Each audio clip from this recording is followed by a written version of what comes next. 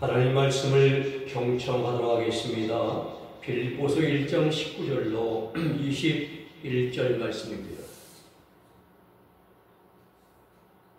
제가 받들어 읽어드립니다.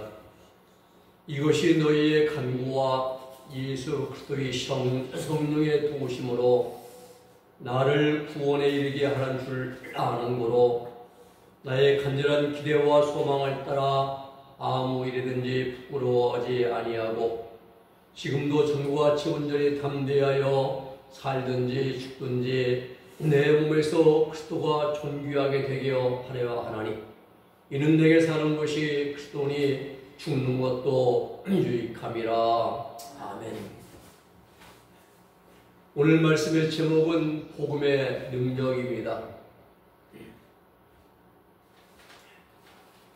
오늘 본문의 배경을 보면은 사도 바울이 지금 로마 감옥에 갇혀 있습니다. 빌립보 교회는 그러한 바울의 위해서 도움을 주고 있습니다. 바울 사도는 자신의 투옥으로 인하여 복음이 로마 군대의 시대까지 전파가 되었음을 알리면서 빌립보 교회 교인들을 위로합니다. 오늘 복음은 감옥 안에서도 전파됩니다. 한자 사자성어 중에 전화이복이라는 말이 있습니다. 화가 변하여 복이 된다라는 뜻입니다.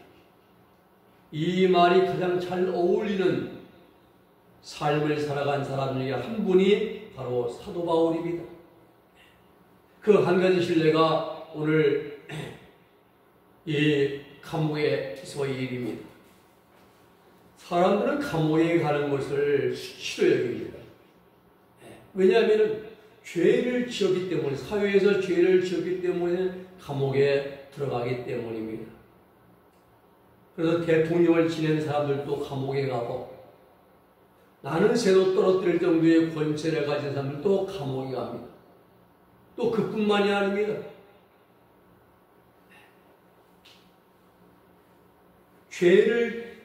죄인을 심판해서 신문하고 재판해서 감옥에 보내는 재판관들도 감옥에 들어갑니다. 이런 수치지요. 수치와 창피를 넘어서 지금까지 쌓아올린 모든 명예가 일순간에 땅에 곤두박히고 마는 것이죠. 이것이 세상의 감옥입니다. 그러면 오늘 사도 바울이 들어간 감옥은 어떤 감옥이었는가? 물론 똑같습니다. 죄수들이 들어가는 감옥입니다. 세상의 감옥에 들어간 죄들의 죄목은 뇌물, 사기, 폭력, 살인 등등의 죄목이 있습니다. 그러나 바울은 그러한 죄는 단 한 가지도 지은 적이 없습니다. 오히려 다른 사람들 잘 되게 해주려고 복음을 전한 사실밖에는 없습니다. 바울은 자신이 오해 갇힘으로 인하여 염려하고 걱정하고 그러한 빌립보 교인들에게 자신의 당한 일이 도리어 복음의 진보가 되었다라고 위로하면서 반대로 격려를 합니다. 격려는, 위로와 격려는 밖에 있는 사람이 감옥에 같은 사람에게 조금만 참고 있어라 그러면 잘 된다, 뭐든지 곧 풀려난다, 이렇게 위로해 주는 것인데, 오히려 바울은 감옥에 갇혀서 있는데도 밖에 있는 빌립보 교인들이 오히려 반대로 격려를 하고 위로를 해줍니다. 자, 그러면 바울이 감옥에서 뭘 했느냐? 좀도둑들은 감옥 들어가면은 그곳에서 더 큰 도둑질을 배운다고 합니다. 자기보다 한 수 이외에 몇 수인 도둑을 만나가지고 함께 기술을 배우고 함께 모의를 합니다. 출소를 내면 또다시 함께 모여 범죄를 합니다. 또 붙잡혀서 감옥에 또다시 들어갑니다. 고인된 전직 대통령은 감옥에서 많은 책을 읽고 영어 공부를 했다고 그래요. 독학으로. 또 지금도 어떤 분 들어가 있는 분은 성경책을 읽고 있다고 합니다. 그러면은 하나님의 사람 사도 바울은 감옥 안에서 뭘 했느냐? 내가 어떻게 하면 감옥에 빨리 빠져나갈까? 아닙니다. 또 만일 내가 석방되면 어떻게 다시 정권자가 볼까? 아닙니다. 변호사 만나는 일 아닙니다. 바울은 오직 한 가지 일, 복음 전하는 일, 이 한 가지 일에만 전정을 냈습니다. 그렇습니다. 바울은 감옥에서 변호를 만나고 대책을 강구하고 또 앞으로 이사일지도 구성하고 이것이 아니라 감옥에서 어떻게 하면 내가 복음을 좀 더 전할까? 오직 복음만을 전했습니다. 바울의 감옥 안에서의 전도로 말미암아 시대 안에 있는 로마의 많은 사람들이 복음을 듣고 믿게 되었습니다. 또 로마에 있는 많은 사람들에게도 복음이 전파되었습니다. 참으로 하나님의 섭리는 묘합니다. 바울은 밖에서 자유롭게 복음을 전할 때에는 반대자들이 쫓아다니면서 반위협을 하고 핍박을 하고 박해가 났습니다. 그런데 감옥 안에 들어가 있으니까 오히려 아무런 방해를 받지 않아요. 자유롭게 복음을 전할 수가 있습니다. 물론 신변도 안전하게 보호받았습니다. 밖에서는 언제 사면 매로 치고 돌로 치고 할 텐데 바울은 밖에서는 로마 병사들이 지켜주고 안에서는 간수들이 지켜주고 안전하게 신변을 보호받으면서 편안하게 복음을 전했습니다. 우리가 일반적으로 생각할 때는 감옥 안을 영어라, 영어. 이건 영자, 어자입니다. 영어의 영어입니다. 이것은 감옥 안에 있는 감옥. 그게 영자에다가 어자예요. 감옥 안에 있다는 거거든요. 우리 생각할 때는 감옥 안에서 무슨 복음 전하겠습니까? 밖에서 자유롭게 다니면서 복음을 전해야죠. 그러나 그렇지가 않습니다. 복음의 전파는 언제 어디서든지 전파됩니다. 하나님이 나와 함께 하시면 어디든지 누구든지 어디에 복음을 전파됩니다. 사단과 세상 사람들은 바울을 감옥에 가두어 두면 더 이상 복음을 전하지 못하겠지 하고 감옥에 가두었습니다. 이건 사단의 완전한 착오입니다. 하나님은 감옥 안에서도 오히려 복음이 더 잘 증거될 수 있도록 전파될 수 있도록 하나님은 섭리하셨습니다. 그렇습니다. 하나님의 깊은 길은 우리 사람 일과 다릅니다. 인간의 지혜와 힘과 능력으로 할 수 없는 일을 하나님은 다 행하시고 이루십니다. 오늘도 마찬가지입니다. 사단의 세력은 복음이 전파되는 것을 방해합니다. 말씀을 꼬투리 잡아가지고 기사를 쓰고 그리고 비판을 합니다. 어느 한 사람이 행한 일을 마치 기독교 전체 행한 것처럼 부풀려가지고 심수봉대해서 이제 확대를 해서 비판합니다. 그런 사람들의 배후에는 눈에 보이지 않는 사단의 세력이 있습니다. 복음을 부정적인 눈으로 바라보게 만들어서 예수를 믿지 못하게 하려고 하는 사단의 역사가 그런 자들의 배후에서 이제 역사하고 있다는 사실입니다. 오늘 본문에서도 사단은 사도 바울을 붙잡아서 감옥에 넣기만 하면 복음이 증거된 일이 중단될 것으로 생각을 했습니다. 이건 사단의 위대한 착각입니다. 그러나 하나님의 생각은 달랐습니다. 더 안전하게 그것도 로마의 병력들이 칼을 들고 안전하게 보호해주고 그리고 지켜주는 것에서 마음 놓고 편안하게 그리고 힘있게 꾸준하게 복음을 전할 수 있도록 하나님은 섭리하시고 바꾸어 주셨습니다. 이것이 하나님의 방법입니다. 이것이 하나님의 섭리이십니다. 우리가 잘 아는 말에 생즉필상 그리고 사즉필승이라는 말이 있습니다. 이 말은 이순신 장군이 명랑해전을 앞두고 전날 저녁에 이제 병사들에게 한마디로 합니다. 난중일기에 기록되어 있어요. 살고자 하면 죽고 죽고자 하면 산다는 것입니다. 이 말씀처럼 우리 주님의 말씀이 내가 죽고자 하면 살고 살고자 하면 죽는다는 이 말씀, 주님의 말씀에 실현이죠. 하나님의 역사의 본질입니다. 바울은 감옥에서 살고자 하지 않았습니다. 그런 마음 두지 않았어요. 오로지 복음만 전했습니다. 우리 은혜교회 모든 성도들이 앞길에 이렇게 하나님께서 능력의 역사의 환경을 바꾸어서 하면 능력으로 역사 우리를 환경을 바꿔주시고 화가 변하여 복이 되게 하는 그러한 하나님의 복이 함께할 수 있기를 예수님의 이름으로 부탁을 드립니다. 복음에는 또 형식과 틀이 없습니다. 세상에는 형식이 참 많아요. 틀이 많아요. 무엇이 어떻다 안 됐다 또 갖고라도 복음에 이런 게 없습니다. 바울은 복음을 전파하는 복음 전환자들이 두 가지 유형에 대해서 언급을 합니다. 하나는 착한 뜻으로 복음을 전하는 자들이 있고 또 하나는 시기와 질투와 분쟁으로 이제 복음을 전하는 자들이 있다라고 말합니다. 이는 바울이 오래 갇혀 있을 때의 상황을 나타내 주는 말이에요. 바울이 지금 로마 감옥 안에 갇혀 있습니다.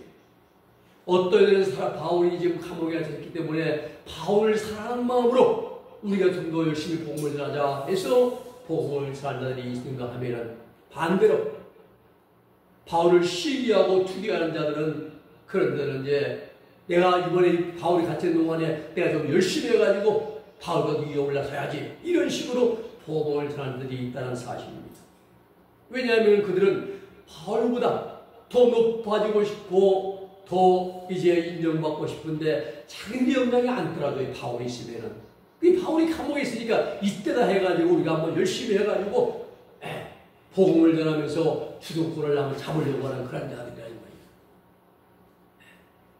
바울을 따르는 세력을 약화시키자 온갖 시기와 질투와 옳지 못한 방법으로 복음을 그들은 전했습니다.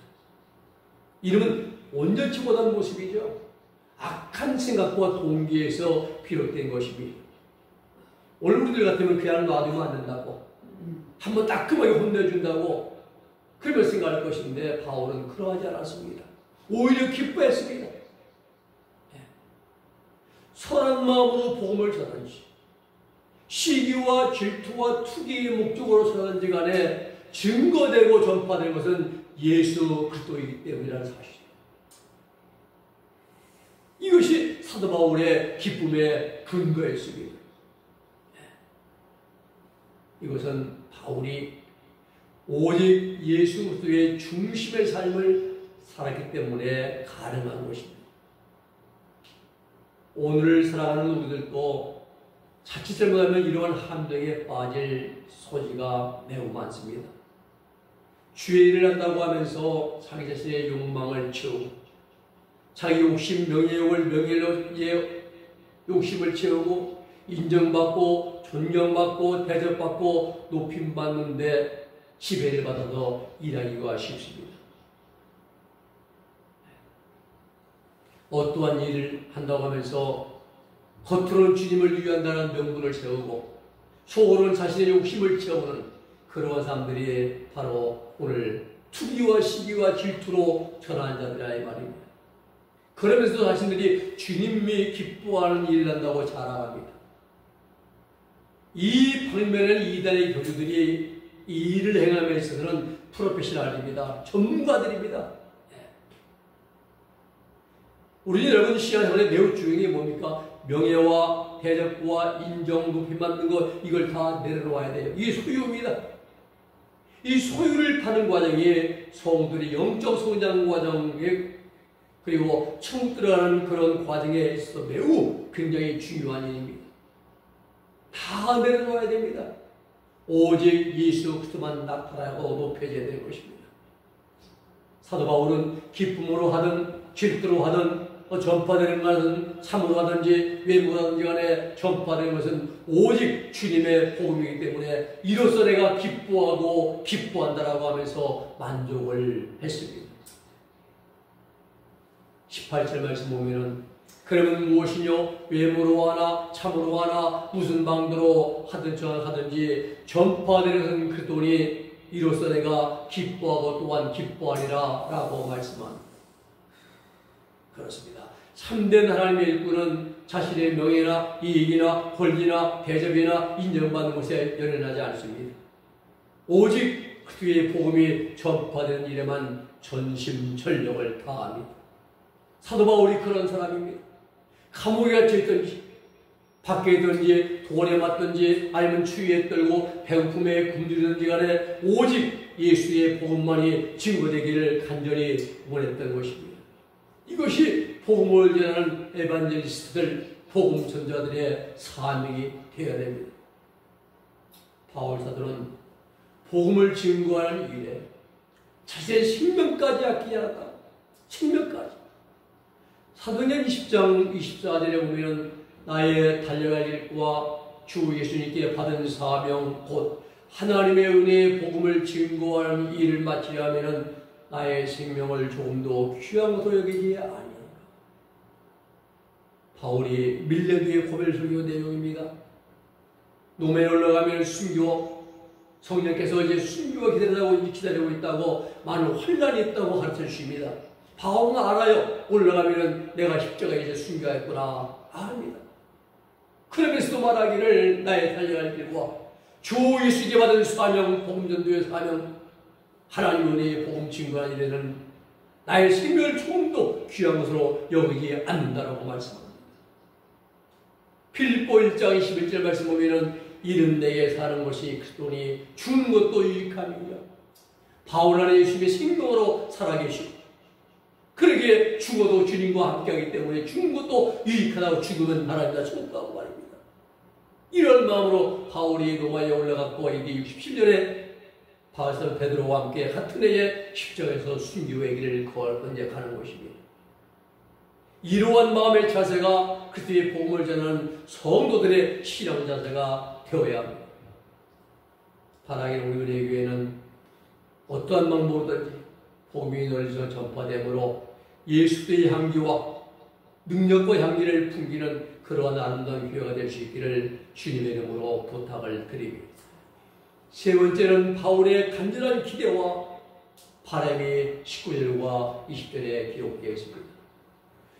오늘을 살아가는 세상의 모든 사람들은 자신만의 간절한 바람과 기대가 다 있기 마련입니다. 이것을 종합해서 말하면 엘피스예요. 소망입니다. 그렇습니다. 우리는 작은 일에서부터 큰 일까지 모든 일이 다 이루어지고 완성되기를 바라는 간절한 바람, 즉 소망을 가지고 있습니다. 우리 마음속에 있는 소망을 다른 말로 한다면 꿈, 그리고 장래, 희망, 비전이라고 말할 수가 있습니다. 오늘 옥에 갇혀있는 바울에게도 간절한 소망과 기대가 있었습니다.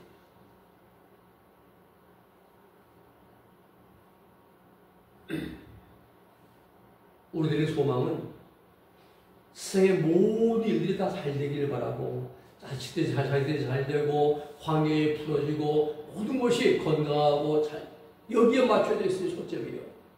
근데 바울의 간절한 소망은 우리와 그 차원이 다릅니다.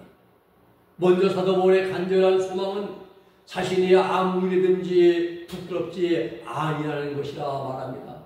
어떤 일이든지 부끄럽지 않는 삶을 사는 것. 여기서 우리는 사도 바울의 부끄러움과 우리 세상 사람들이 생각하는 부끄러움의 차이를 생각해 봐야 됩니다. 먼저 세상 사람들의 생각하는 부끄러움은 어떤 것들이 있느냐. 용모, 못생기면 어디 가서 끼도 못하고 자신이 그냥 있는지, 또 브랜드 옷, 명품 옷 입으면은 저 동대문 패션 입은 사람 좀 자기 진짜 초라해 보이고 말입니다. 명품, 액세서리, 또 좋은 주거 환경. 옛날에 그랬잖아요. 케이블을 산다면은 아예 참 쳐다봤어요. 그래서 어떤 분이, 어떤 여자분이 막 이제 버스를 타는데 3만 아파트까지 와서 탔대요. 왜 거기도 좀 완전히 그냥 뻘밭에다가 그냥 막 이제 시골집이니까 이제 초가집도 있고 거기 산다는 걸 흔적이 감추려고 거기에 타고 내리고 걸으더라고요. 그러더랍니다. 근데 지금 개미말이 얼마나 고급 아파트가 됐습니까? 개미말 하면 알아요. 마진동? 네. 거기도 또 있어요. 또 직장. 네. 돈도 그렇고요. 네. 이 여러 가지 이런 문제들이 우리에게 부끄러워요. 내가 돈도 없죠. 직장도 변변치 않지요. 지구 환경도 좋지 않지요. 인물도 없지요. 또 이제 인류 프렌드도 없지요. 예? 여러분, 부끄러움이란 말을 다른 말로 바꿔말하면 콤플렉스라고 말할 수가 있습니다. 열등감입니다. 남과 비교해서 내 열등의식을 느끼는 겁니다. 세상 사람들은 보통 부끄러움이라고 한다면 가진 것, 또 지닌 것, 갖추어진 것들, 곧 소유의 많고 적음에 따라서 부끄럽다, 창피하다라고 이렇게 생각을 합니다. 그러나 사도 바울의 부끄러움은 이런 세속적인 것들에 대한 부끄러움이 아닙니다. 바울이 말하는 부끄러움은 자신의 말 한마디, 행동거지 하나, 또 생각들로 인하여 주의 복음이 전파된 것을 막게 되지 않을까 하는 염려에서의 부끄러움입니다. 내 행동이 잘못해서 복음이 그들에게 가르치지 않을까, 예수님의 이름이 흐려지지 않을까 하면서, 그러므로 바울의 부끄러움과 세상 사람들의 부끄러움은 그 차원이 질적으로 다릅니다. 수준이 다르고 생각이 다르고 것과 결과 또한 다르게 나타납니다. 사도 바울은 아무 일이든지 부끄럽지 않게 되기를 간절히 원했던 가장 큰 이유는 남에게 잘 보이려고 아닙니다. 다른 사람이 인정받고 대접받으려고 아닙니다. 오직 한 가지 목적입니다. 본문 10절 말씀 보면은 나의 간절한 기대와 소망을 따라 아무 일이든지 부끄럽지 아니하고 오직 전과 같이 이제도 온전히 담대하여 살든지 죽든지 내 몸에서 그리스도가 존귀하게 되게 하려 하나니. 간절한 기대와 소망. 네. 오늘 바울은 전과 지혜를 담피게 살았다고 했잖아요. 예수님의 이름의 얼굴에 먹지하지 않는 그런 삶을, 자기 어떤 행위한 정만한 행위한 가지로 예수님의 이름이 가르치지 않도록 그렇게 살았다는 겁니다. 사도 바울의 궁극적인 그러한 목적은 세상 명예의 이익, 몇천억짜리 예배당 건물이 아니었습니다. 오직 나의 간절한 한 가지 소원은 살든지 죽든지 자신의 삶 속에서 몸과 생명까지 다 포함해서 예수 그리스도의 이름만이 존귀하게 되도록 올려드리는 것, 그것 한 가지뿐이었습니다. 이것이 일생을 주님의 복음 전파를 위해 살아갔던 사도 바울의 한 가지 소원이자 바람이자 간절한 기대였습니다. 그렇습니다. 바울은 삶과 죽음을 초월해서 오직 예수의 영광만을 원했습니다. 오늘 주어도 예수의 영광에 내가 하는 모든 일이 주님의 이름을 높여드리는 것, 하나님의 이름을 드러내는 것, 이것이었습니다.